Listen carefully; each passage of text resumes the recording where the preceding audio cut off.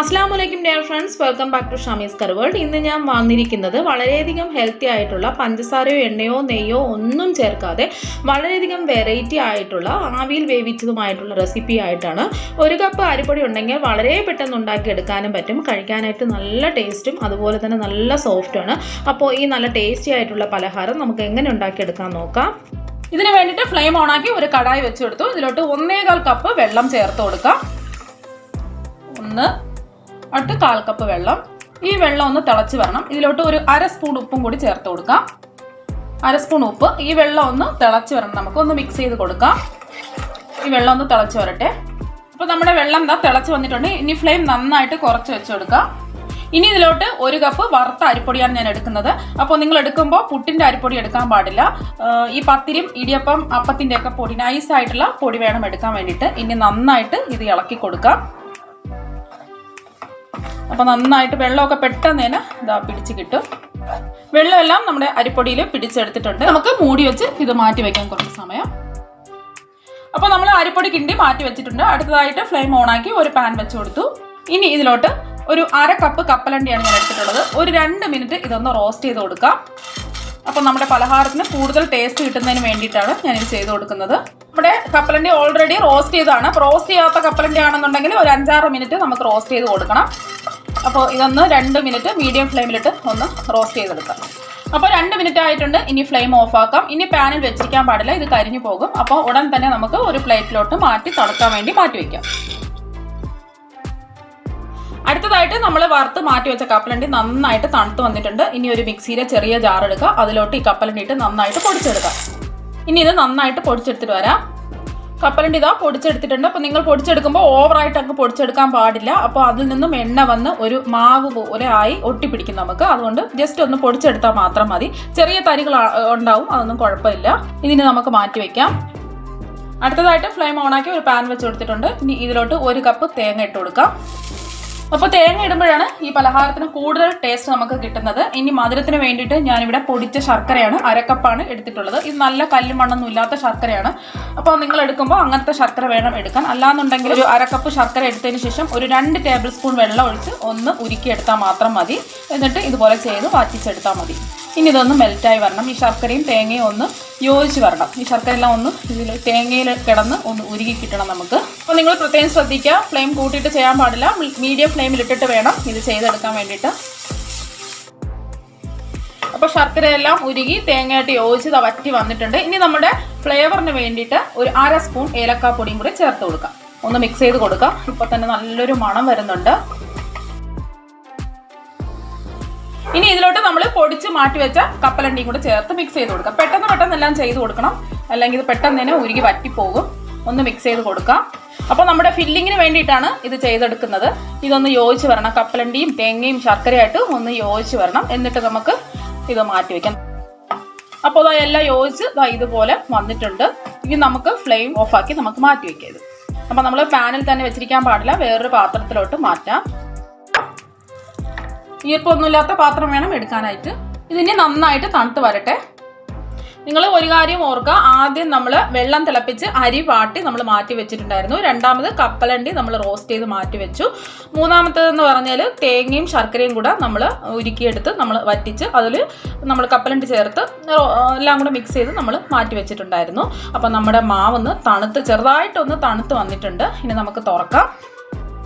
അപ്പോൾ മാവ് തണുത്ത് വന്നിട്ടുണ്ട്. ഇനി നമുക്ക് ഒരു ബൗളിലോട്ട് മാറ്റാം. ഇനി ഈ ബൗളിലോട്ട് ഈ മാവ് ഇട്ട് കൊടുക്കാം. ഇനി ഇതിലോട്ട് 1 ടേബിൾ സ്പൂൺ സാധാരണ നമ്മൾ പച്ചവെള്ളം ഒഴിച്ചു കൊടുക്കാം. ഇനി നന്നായിട്ട് കൈവച്ച് കുഴച്ച് നല്ല സോഫ്റ്റ് ആക്കി ഈ മാവ് എടുക്കണം. നന്നായിട്ട് കുഴച്ച് കൊടുക്കാം. മാവ് ഒട്ടുന്നുണ്ടെങ്കിൽ കൈയൊന്ന് നനച്ചതിന് ശേഷം നന്നായിട്ട് കുഴച്ചെടുക്കുക. അതുപോലെ തന്നെ മാവ് നല്ലോണം ടൈറ്റായിട്ട് നിങ്ങൾക്ക് തോന്നുകയാണെങ്കിൽ 1 ടേബിൾ സ്പൂൺ ഒഴിച്ച സമയത്ത് നമുക്ക് 2 ടേബിൾ സ്പൂൺ വെള്ളം ചേർത്ത് നന്നായിട്ട് ഇത് കുഴച്ചെടുക്കാം. അപ്പോൾ നമ്മുടെ മാവ് നല്ലോണം സോഫ്റ്റ് ആയിട്ട് കുഴച്ചെടുത്തിട്ടുണ്ട്. ഇനി ഈ മാവിനെ 4 ഉരുളകൾ, ഒരുപോലത്തെ 4 ഉരുളകളാക്കി നമുക്ക് മാറ്റി വയ്ക്കാം. ഒരുപോലത്തെ 4 ഉരുളകളാക്കി നമുക്ക് എടുക്കാം. അപ്പോൾ ഞാൻ ഒരുപോലത്തെ 4 ഉരുളകളാക്കി മാറ്റി വെച്ചിട്ടുണ്ട്. ഇതിൽ നിന്നും നമുക്ക് ഒരു ഉരുള എടുത്ത് നമുക്ക് പരത്തിയെടുക്കാം. അപ്പോൾ മാവ് നമ്മൾ പരത്തുന്നതിന് മുമ്പായിട്ട് നമ്മുടെ ഈ തേങ്ങയും കപ്പലണ്ടിയും ശർക്കരയും കൂടെ ചേർന്ന് മിക്സ് തണുത്ത് വന്നിട്ടുണ്ട്. അപ്പോൾ നമ്മൾ എത്ര മാവ് ഉരുളകളാക്കി എടുത്തിട്ടുണ്ടോ അതിനനുസരിച്ച് ഇതും ഉരുട്ടി നമുക്ക് മാറ്റി വയ്ക്കണം. അപ്പോൾ 4 ഉരുളകളാണ് ഞാൻ എടുത്തിട്ടുള്ളത്. അപ്പോൾ 4 പാർട്ടായിട്ട് നമുക്ക് ഇത് ഉരുട്ടി അതുപോലെ നമുക്ക് പരത്തി മാറ്റി വയ്ക്കാം. ഇതിപ്പോൾ ഞാനൊരു സിലിണ്ടറിക്കൽ ഷേപ്പിലാണ് ഉണ്ടാക്കുന്നത്.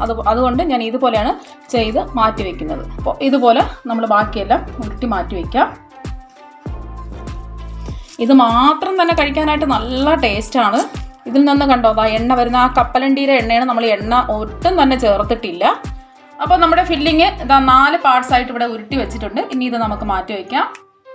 അടുത്തതായിട്ട് ഞാനൊരു ഉരുള വെച്ചു. ഇനി ഇതൊന്ന് പരത്തിയെടുക്കാൻ നമുക്ക് ഒരട്ടിയിലൊക്കെ നമ്മൾ കനത്തിലുണ്ടല്ലോ അതുപോലെ കനത്തിൽ വേണം നമുക്ക് പരത്തിയെടുക്കാൻ വേണ്ടിയിട്ട്. ഒരുപാട് പത്തിരിക്ക് പരത്തുന്ന പോലെ ഒരുപാട് നൈസായിട്ട് പരത്താൻ പാടില്ല, കുറച്ച് കട്ടിക്ക് വേണം നമുക്ക് പരത്തിയെടുക്കാൻ. അപ്പോൾ ഞാൻ പരത്തി എടുത്തിട്ടുണ്ട്. അപ്പോൾ നമ്മൾ പരത്തുമ്പോൾ ഈ കനത്തിൽ വേണം പരത്തിയെടുക്കാം. ഒരട്ടിക്കൊക്കെ നമ്മൾ പരത്തില്ലേ അതുപോലെ വേണം പരത്തിയെടുക്കാൻ വേണ്ടിയിട്ട്. അപ്പോൾ നമ്മൾ നേരത്തെ റെഡിയാക്കി വെച്ച ഫില്ലിങ്ങിൻ്റെ ഒരെണ്ണം എടുക്കുക, എന്നിട്ട് ഇതുപോലെ വെച്ച് കൊടുക്കാം നമുക്ക്. ഇനി നമുക്ക് ഇതുപോലെ നമുക്ക് റോൾ ചെയ്തെടുക്കാം. നല്ല ടൈറ്റായിട്ട് വേണം റോൾ ചെയ്തെടുക്കാൻ വേണ്ടിയിട്ട്. എന്നിട്ട് സൈഡെല്ലാം നമുക്ക് കവർ ചെയ്ത് കൊടുക്കണം. സൈഡെല്ലാം ഇതുപോലെ നമുക്ക് അടച്ചു കൊടുക്കാം. അതുപോലെ തന്നെ ഇപ്പുറത്തെ സൈഡും ഇതുപോലെ നമുക്ക് അടച്ചു കൊടുത്ത് നന്നായിട്ട് ടൈറ്റ് ചെയ്ത് നമുക്ക് ഇതുപോലെ ഉരുട്ടിയെടുക്കണം. അപ്പോൾ എളുപ്പമല്ലേ ഇതുപോലെ ചെയ്തെടുക്കാൻ വേണ്ടിയിട്ട്. അപ്പോൾ ഞാൻ മാവ് അടിപൊളിയായിട്ട് ഷേപ്പ് ചെയ്ത് ഉരുട്ടിയെടുത്തിട്ടുണ്ട്. അപ്പോൾ നിങ്ങൾ ഇതുപോലെ ചെയ്തെടുക്കാം, നല്ല എളുപ്പമല്ലേ. ഇനി ഇതുപോലെ നമുക്ക് ബാക്കിയെല്ലാം ചെയ്തെടുക്കാം.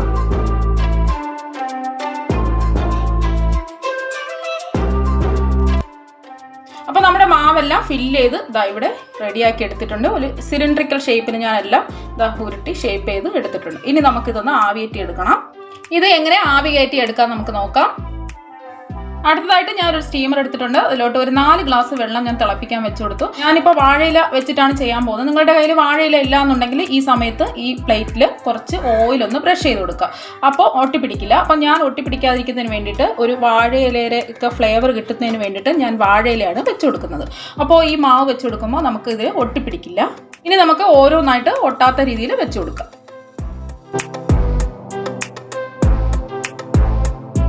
ഇനി നമുക്ക് മൂടി വെച്ച് മീഡിയം ഫ്ലെയിമിൽ ഒരു 20 മിനിറ്റ് നമുക്ക് ആവിയേറ്റി എടുക്കാം. ഇനി ഇത് അടച്ചു വെച്ച് നമുക്ക് വേവിച്ചെടുക്കാം. അപ്പോൾ 20 മിനിറ്റ് കഴിഞ്ഞിട്ടുണ്ട്. ഇനി ഫ്ലെയിം ഓഫാക്കി കൊടുത്തതിന് ശേഷം ഇത് നമുക്ക് തുറന്ന് നോക്കാം. നല്ലൊരു മണം വരുന്നുണ്ട്. അപ്പോൾ ഇപ്പം നല്ല ചൂടാണ്. ചെറുതായിട്ടൊന്ന് ചൂട് മാറിയതിന് ശേഷം കുറച്ചൊന്ന് നമുക്ക് ഡെക്കറേഷൻ ചെയ്യാനുണ്ട്.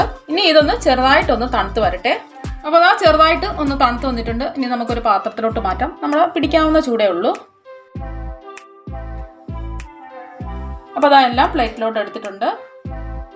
അടുത്തതായിട്ട് ഞാൻ കുറച്ച് തേങ്ങ മിക്സിയിലിട്ട് ജസ്റ്റ് ഒന്ന് പൊടിച്ചെടുത്തിട്ടുണ്ട്. വറുത്തിട്ടൊന്നുമല്ല, പച്ച തേങ്ങയാണ്. അപ്പോൾ ഈ ചൂട് പോകുന്നതിന് മുമ്പായിട്ട് ഇതൊന്ന് ഇതിലോട്ട് കോട്ട് ചെയ്തെടുക്കണം. നമുക്ക് ആ ചൂടോടുകൂടി തന്നെ ചെയ്തെടുക്കുക. എന്നാൽ മാത്രമേ ഈ തേങ്ങ നല്ലോണം കോട്ട് ചെയ്ത് കിട്ടുള്ളൂ. ഇത് കാണാൻ വേണ്ടിയിട്ട് നല്ല ഭംഗിയാണ്. ഇത് വേണമെന്ന് നിർബന്ധമൊന്നുമില്ല. അപ്പോൾ ഇങ്ങനെ ചെയ്തെടുക്കുമ്പോൾ കാണാൻ വേണ്ടി നല്ല ഭംഗിയാണ്. ബാക്കിയെല്ലാം നമുക്ക് ഇതുപോലെ ചെയ്തെടുക്കാം. അപ്പോൾ ഞാൻ എല്ലാം കോട്ട് ചെയ്തെടുത്തിട്ടുണ്ട്. ഇനി ഞാൻ ഇതിൻ്റെ അകത്ത് എങ്ങനെ ഇരിക്കുന്നതെന്ന് ഞാനൊന്ന് മുറിച്ച് കാണിച്ചു തരാം. അപ്പോൾ കണ്ടോ, നല്ല അടിപൊളിയായിട്ട് വന്നിട്ടുണ്ട്. ഇതുപോലെ നമുക്ക് റൗണ്ടായിട്ട് എല്ലാ പീസും കട്ട് ചെയ്തെടുക്കാം. അപ്പോൾ നല്ല പെർഫെക്റ്റ് ആയിട്ട് വന്നിട്ടുണ്ട്. കഴിക്കാനും നല്ല അടിപൊളി ടേസ്റ്റാണ്. ഞാൻ ഒരു തുള്ളി ഓയിലോ നെയ്യോ ഒന്നും തന്നെ ചേർത്തിട്ടില്ല. ഇനി ഇതുപോലെ നമുക്ക് എല്ലാം റൗണ്ട് ഷേപ്പിൽ നമുക്ക് കട്ട് ചെയ്തെടുക്കാം. നല്ല സോഫ്റ്റാണ്. അപ്പോൾ കണ്ടോ,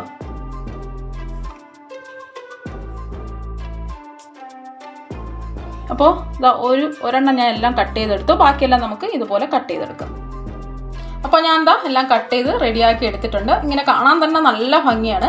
അപ്പോൾ കുട്ടികളെല്ലാം തന്നെ അറിയാതെ തന്നെ ഇത് കണ്ടാൽ കഴിച്ചു പോകും. അത്ര നല്ല ടേസ്റ്റാണ്. ഒട്ടും തന്നെ എണ്ണ ചേർത്തിട്ടില്ല, നെയ്യ് ചേർത്തിട്ടില്ല, പഞ്ചസാര ഒന്നും ചേർത്തിട്ടില്ല.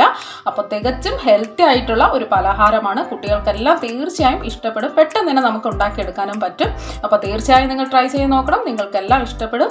ഇതുപോലെയുള്ള എണ്ണ ഒട്ടും ചേർക്കാത്ത ഹെൽത്തി ആയിട്ടുള്ള റെസിപ്പീസുകൾ ഞാൻ ഒരുപാട് ചെയ്തിട്ടുണ്ട്. ഇതിൻ്റെയൊക്കെ ലിങ്ക് ഞാൻ താഴെ കൊടുക്കാം. അതൊക്കെ ഒന്ന് കയറി കണ്ടു നോക്കുക. ഉറപ്പായിട്ടും നിങ്ങൾക്ക് ഇഷ്ടപ്പെടും. മാത്രവുമല്ല, നിങ്ങൾ ഇതിൽ ഏതെങ്കിലും റെസിപ്പീസ് വീട്ടിൽ പരീക്ഷിച്ച് നോക്കിയിട്ട് അതിൻ്റെ ഫോട്ടോ ഇൻസ്റ്റാഗ്രാം വഴി അയച്ചു തരികയാണെങ്കിൽ ഞാൻ യൂട്യൂബിൽ പോസ്റ്റ് ചെയ്യുന്നതായിരിക്കും. അതിൻ്റെ ലിങ്ക് ഞാൻ താഴെ കൊടുക്കാം. അപ്പോൾ ഇതുപോലെയുള്ള എണ്ണയില്ലാത്ത ഹെൽത്തി ആയിട്ടുള്ള നല്ല നല്ല പലഹാരങ്ങൾക്ക് വേണ്ടി ഷമീസ് കറികൾ സബ്സ്ക്രൈബ് ചെയ്യുക. താങ്ക്